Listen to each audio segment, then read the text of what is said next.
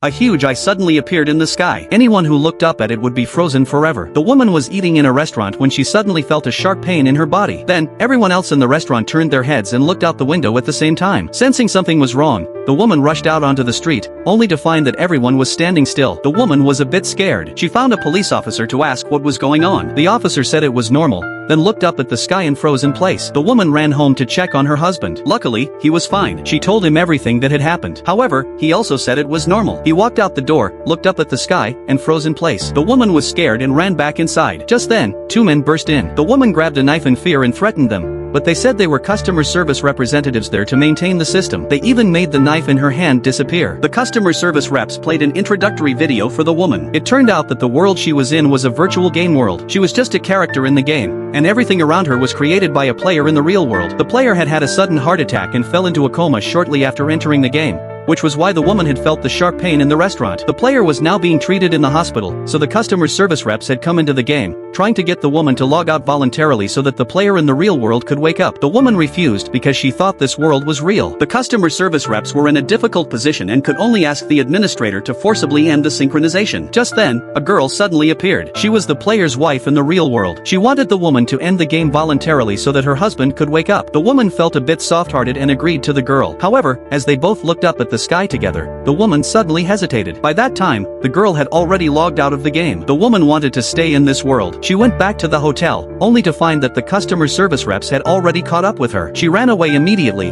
and the customer service reps began to search for her. The woman made it to the rooftop. Suddenly, a man appeared behind her. He was the game developer. Instead of persuading her to end the game, he asked her to sign a contract. It turned out that the player in the real world had already died half an hour earlier. After signing the contract, the woman could continue living in the virtual world. In the end, the woman signed the contract. The giant eye in the sky gradually disappeared, and everyone regained consciousness. The woman decided to live in the virtual world forever.